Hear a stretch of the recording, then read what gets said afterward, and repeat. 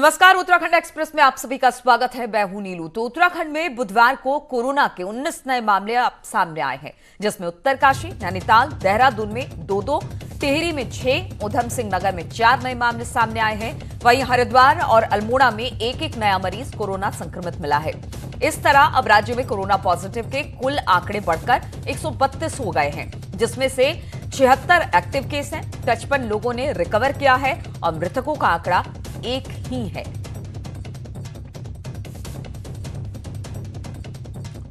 और बातचीत करने के लिए देहरादून से सुनील नवप्रभात हमारे साथ जुड़े हैं। सुनील, अब एक एक करके लगातार मामले बढ़ रहे हैं और ये मामले कहीं ना कहीं जो प्रवासी आ रहे हैं उत्तराखंड में उनको लेकर अब ये बढ़ रहे हैं। तो अब सरकार ने इसको लेकर कोई कदम उठाने की सोची है कि जो प्रवासी उत्तराखंड में आ रहे हैं, दाखिल हो रहे हैं, उनके लिए बाहर ही क्वारंटीन सेंटर बनाया जाए ताकि इस तरह के मामले को बढ़ने से रोका जा सके?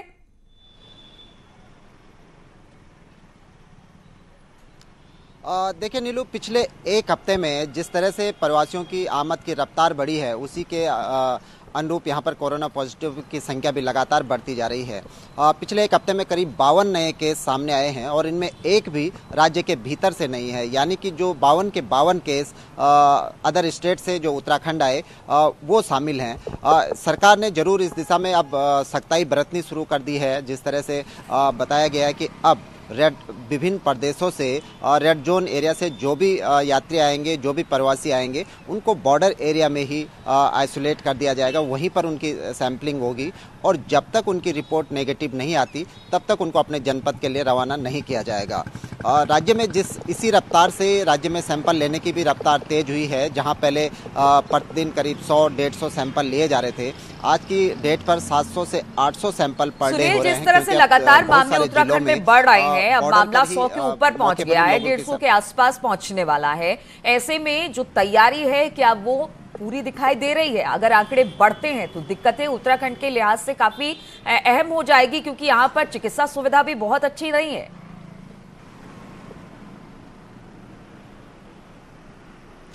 देखिए नीलू, इसी कारण सरकार ने 2 महीने का लॉकडाउन लिया था और इसके पीछे एक यही मंशा थी लॉकडाउन के पीछे कि इस बीच तैयारियां पूरी कर ली जाए अगर भविष्य में कोरोना का संक्रमण बढ़ता है तो। पिछले दिनों हमने मुख्यमंत्री को भी खुद एक सोशल साइट पर कहते हुए सुना कि उनका अनुमान है कि मैक्सिमम बुरी से बुरी स्थिति में भी उत्तराखंड में कोरोना पॉजिटिव की संख्या 25,000 तक पहुंचेगी। तो तब मुख्यमंत्री ने दावा किया था कि उनकी पूरी तैयारियां हैं इस कोरोना से लड़ने के लिए और प्रदेश के जो भी डेडिकेटेड कोविड हॉस्पिटल हैं, वहां पर जो वेंटिलेटर और अन्य जो तमाम सुविधाएं हैं वो कंप्लीट कर ली गई हैं। तो सरकार का दावा है कि वो पूरी तरह से तो सरकार का दावा है कि अगर आंकड़े बढ़ते हैं कोरोना पॉजिटिव संक्रमित लोगों के, तो इसके लिए सरकार पूरी तरह से तैयार है। लेकिन देखना यह होगा कि आंकड़ा ना बढ़े और किसी तरह से जो बाहर से प्रवासी आ रहे हैं उनको बाहर ही क्वारंटीन किया जाए, जिससे कि वो अंदर राज्यों में जाकर ये संक्रमण ना फैलाए। बहुत बहुत शुक्रिया आपका सुनील, जानकारी देने के लिए। और उधम सिंह नगर की बात करते हैं। यहां पर सेंट्रल जेल में कैदी की संदिग्ध परिस्थितियों में मौत हो गई है। कैदी की मौत के बाद जेल प्रशासन सतर्क हो गया है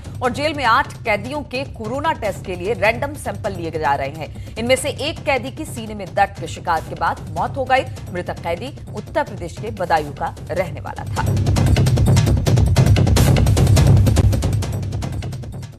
और त्रिवेंद्र कैबिनेट की बैठक आज होने वाली है। आज सुबह 11 बजे सचिवालय में यह बैठक होगी, जिसमें आबकारी, पर्यटन से जुड़े तमाम प्रस्तावों को मंजूरी मिल सकती है। बार और होटल्स को लेकर, क्योंकि यहां पर पर्यटन व्यवसाय सबसे ज्यादा उत्तराखंड में है, तो बार और होटल कारोबारियों को भी आज कुछ राहत मिल सकती है इस कैबिनेट की बैठक के बाद।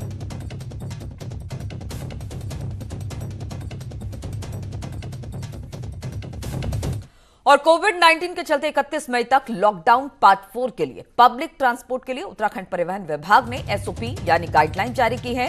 गाइडलाइंस में उत्तराखंड राज्य के ऑरेंज और ग्रीन जोन के जिलों में लागू ये रहेगी, जिसमें कि कहा गया है कि ई रिक्शा के जो चालक है वो जो चला रहे हैं उनके साथ 3 सवारी बिठा सकते हैं, जो कि मान्य होगा। वहीं ऑटो रिक्शा में चालक सहित 2 लोग बैठ सकते हैं, जबकि विक्रम में 2 कैटेगरी है, 3 और 4 सवारी मान्य होंगे। टैक्सी कैब में चालक सहित 3 सवारी मान्य होंगे।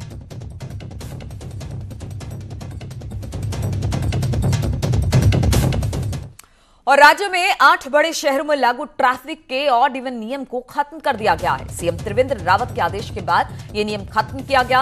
ऑड इवन व्यवस्था में लोगों को खासी दिक्कत हो रही है और अब इस संबंध में अधिकारियों को निर्देश दिया गया है।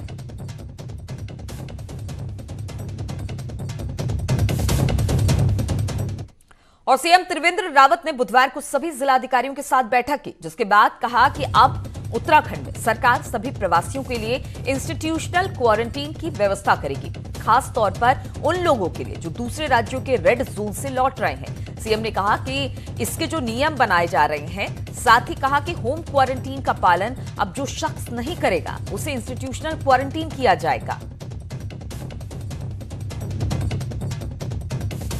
कोरोना के बढ़ते मामलों के बीच मुख्यमंत्री त्रिवेंद्र सिंह रावत ने सभी जिलों को डीएम से बातचीत की। सर, क्या निर्देश आपने दिए? देखिए, एक तो सभी जिलाधिकारियों को कहा गया है कि क्वारंटीन के जो नियम हैं उनका बहुत सख्ती से पालन होना चाहिए। अगर कोई क्वारंटीन के नियमों का उल्लंघन करता है तो उस पर सख्त कार्रवाई करें। कई जगह इस तरह की शिकायतें मिल रही हैं कि लोग गांव में जो प्रधान हैं और उनके जो वहाँ पर जो अन्य उनके साथ सहयोग के लिए ड्यूटी लगी हुई, कहीं शिक्षक हैं, आशाएं हैं, तो उनकी अनसुनी हो रही है। और इस टाइम ने उनको कहा कि अगर कोई गांव में इस तरह की हरकत करता है तो उसको तुरंत उठा करके और उनको इंस्टीट्यूशनल क्वारंटाइन कर दिया जाए, ताकि इस संक्रमण को रोका जाए।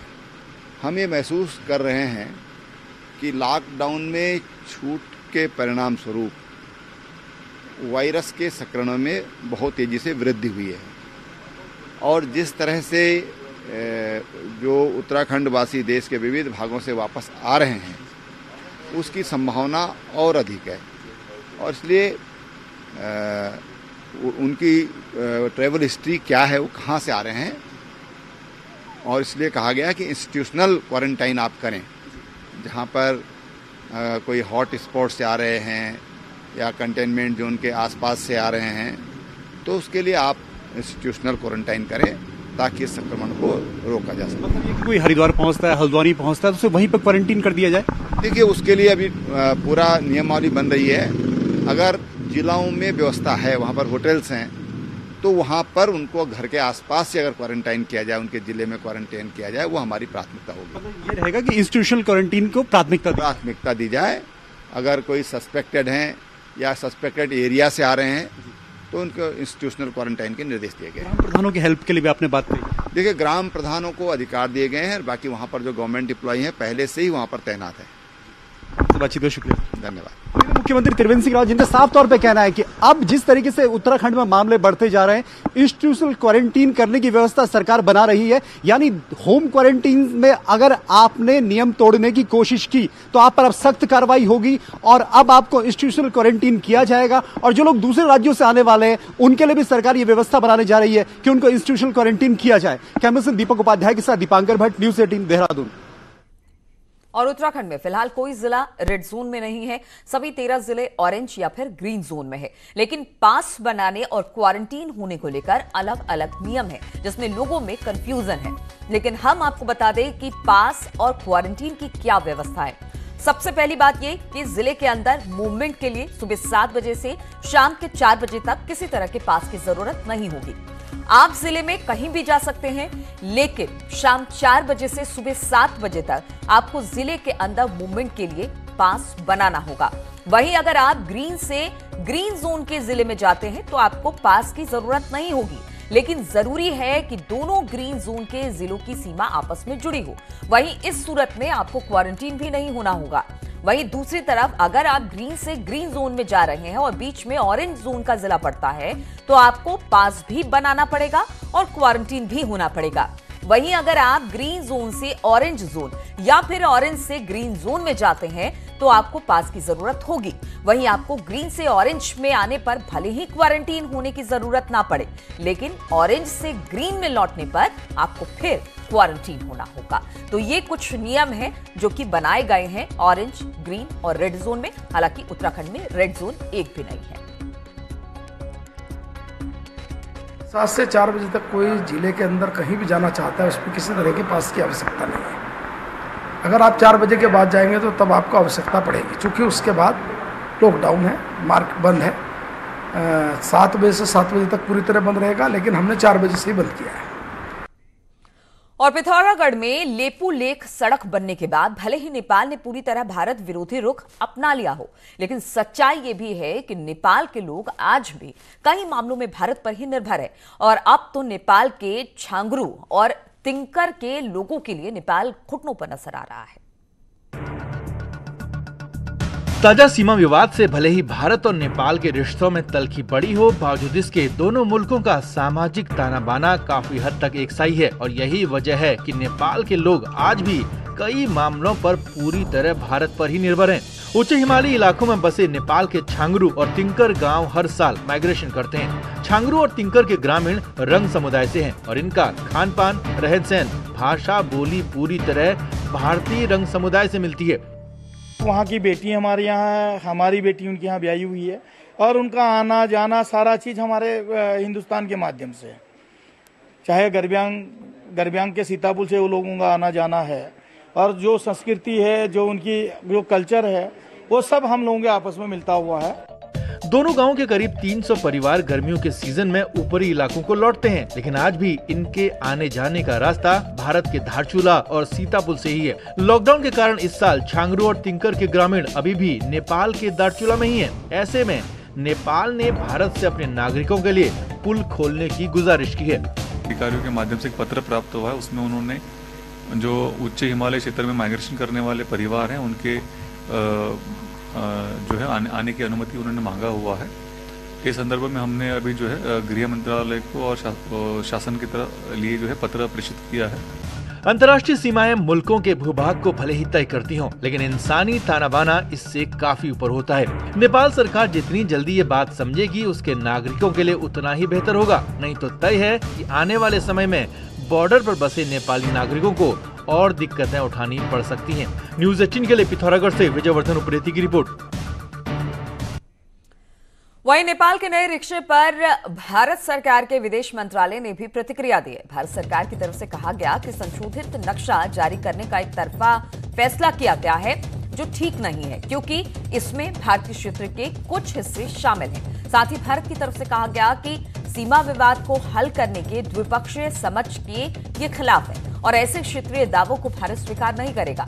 साथ ही भारत ने नेपाल सरकार से ऐसे गलत दावे से परहेज करने की अपील की है और भारत की संप्रभुता का सम्मान करने की भी अपील की है।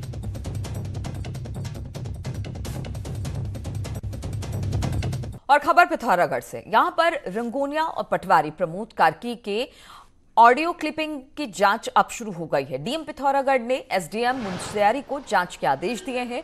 पटवारी प्रमोद कार्की का एक ऑडियो सोशल मीडिया में वायरल हुआ। इसमें वो क्वारंटीन किए गए लोगों को गाली दे रहे हैं और मारने की धमकी दे रहे हैं। जिन लोगों के साथ पटवारी ने बदसलूकी की, उन्होंने भी इसके खिलाफ लिखित शिकायत दी है।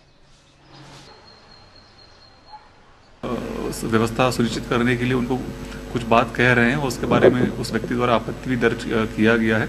इस प्रकरण की जांच के लिए मैंने एसडीएम मुंशियारी को नामित किया हुआ है। उसका ऑडियो का जांच करेंगे, संबंधित व्यक्ति का बयान दर्ज करेंगे और उसके अनुसार आगे कार्रवाई की जाएगी। और अब आप भी देखिए कि कैसे पटवारी लोगों को धमका रहा है, लोगों को मारने की धमकी दे रहा है। जनता के सेवक की दादागिरी एक बार फिर आपको दिखाते हैं। ये अगले किस बंदे को लेके आए आप? दूसरे क्षेत्र का कैसे लेके आ गए यहाँ पे तुम? सर हमने परमिशन ली है, हमने बिना परमिशन के परमिशन ली है? परमिशन ली है? ग्राम प्रधान की परमिशन ली है। ग्राम प्रधान कौन होता है परमिशन लेने वाला? मेरा क्षेत्र है रिंगोड़िया, रिंगोड़िया मेरा क्षेत्र, तो बिना परमिशन के कैसे लेके आ गया दूसरे? ग्राम प्रधान को बोल रखा हमने, ग्राम प्रधान जी से हमने बोला कि हम दूसरा लड़का भी है साथ में। सुन तू थोड़ा सा होश में आ जा। अगर तू ज्यादा वो करेगा, अगर मैं वहाँ आ गया ना, अगर मैं वहाँ आ गया, मैं तेरे ऐसे लाल कहूंगा तो जिंदगी भर याद रखेगा। रुक जा, शाम तक आ रही पुलिस, में तेरे को बताता हूँ क्या होता है, रुक जा। और लॉकडाउन के बीच भी स्मैक तस्कर सक्रिय हैं। देहरादून के पटेल नगर में पुलिस ने 2 स्मैक तस्करों को 120 ग्राम स्मैक के साथ गिरफ्तार किया।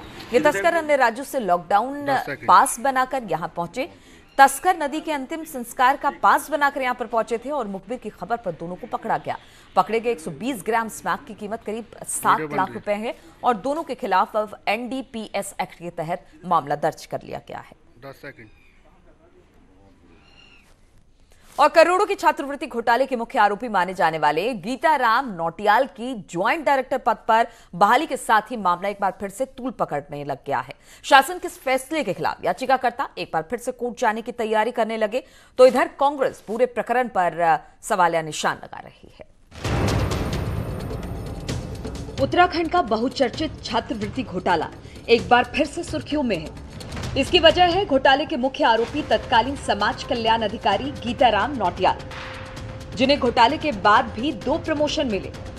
अब एक बार फिर उन्हें ज्वाइंट डायरेक्टर के पद पर नियुक्त कर दिया गया है। तो इनको जो बहाल किया गया सेम पद पे, वो गलत है। इनकी बहाली जो होनी चाहिए थी, जिस पद पे ये आरोप लगने से, जिस दौरान के इस पे आरोप है और जिस पद पे ये थे, उस पद पे इनको बहाल किया जाता तो कोई गलत नहीं। इस आदमी को जैसे ही बहाल किया वैसे ही उल्टा जो है सस्पेंशन कर ले, अन्यथा मैसेज बहुत गलत जाएगा। दरअसल साल 2010 में ये घोटाला हुआ था, जिसमें समाज कल्याण विभाग की ओर से SC/ST छात्रों को मिलने वाली छात्रवृत्ति का वितरण ऐसे संस्थानों को कर दिया गया जिनका कोई अस्तित्व ही नहीं था। छात्रवृत्ति हड़पने वालों में सिर्फ उत्तराखंड ही नहीं, बल्कि अन्य राज्यों के शिक्षण संस्थान भी शामिल थे। बाद में हाईकोर्ट के आदेश पर सरकार ने SIT गठित की और विभाग के 6 अधिकारियों समेत 79 लोगों की गिरफ्तारी भी हुई। इनमें से एक गीताराम नौटियाल भी शामिल है, जिन्हें पहले तो सस्पेंड किया गया और फिर बहाली भी कर दी गई। सरकार ने जो समाज कल्याण अधिकारी निलंबित हुए थे, जिनको जो है आरोपी बनाया गया था, आरोपी बनाने के बाद उनको जो है हिरासत में भी लिया गया। अब ये सरकार बताए कि किस आधार पर उन्होंने उनको जो है बहाल किया है। इलेक्ट्रॉनिक मीडिया, प्रिंट मीडिया के माध्यम से कि उनको बहाल किया गया है, उसी पद पे उनकी नियुक्ति की गई है, किंतु वो दोष मुक्त अभी नहीं हुए हैं। ये जांच जारी है और जारी रहेगी। इसमें जो भी डिसीजन माननीय कोर्ट का होगा वही सर्वमान्य होगा। अब इस मामले में राजनीति भी शुरू हो गई है। छात्रवृत्ति घोटाले की जांच अभी चल रही है और जांच रिपोर्ट का इंतजार किए बिना ही आरोपी गीताराम नौटियाल को दोबारा मलाईदार पद पर बिठा दिया गया, जिससे घोटाले में फंसे भ्रष्ट अधिकारियों के रास्ते और आसान हो सकते हैं। हल्द्वानी से शैलेंद्र नेगी के साथ देहरादून से सुनील नवप्रभात की रिपोर्ट। और देहरादून के मशहूर देहरादून जू और लच्छीवाला पिकनिक स्पॉट को इस लॉकडाउन की वजह से बड़ी आर्थिक घाटे की मार पड़ी है। लॉकडाउन के कारण देहरादून जू और लच्छीवाला पिकनिक स्पॉट की जो करोड़ों की कमाई थी, उसका भारी नुकसान हुआ है।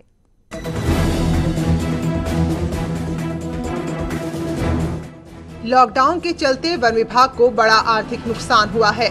वन विभाग के अंतर्गत देहरादून जू और लच्छीवाला पिकनिक स्पॉट आते हैं। इन दोनों ही जगह साल भर पर्यटकों का तांता लगा रहता था, लेकिन लॉकडाउन की वजह से अब दोनों ही जगह सन्नाटा पसरा हुआ है। हालात ये है कि यहाँ के कर्मचारियों की तनख्वाह देना मुश्किल हो रहा है।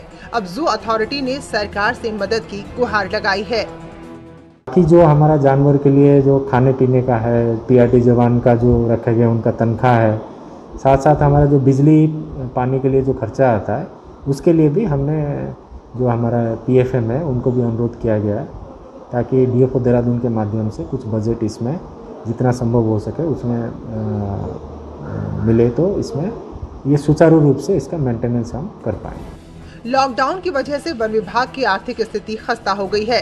अब तो हालत ये है कि जू के जानवरों का बजट भी बिगड़ रहा है, जबकि कर्मचारियों की तनख्वाह विभाग के बजट में नहीं आ पा रही।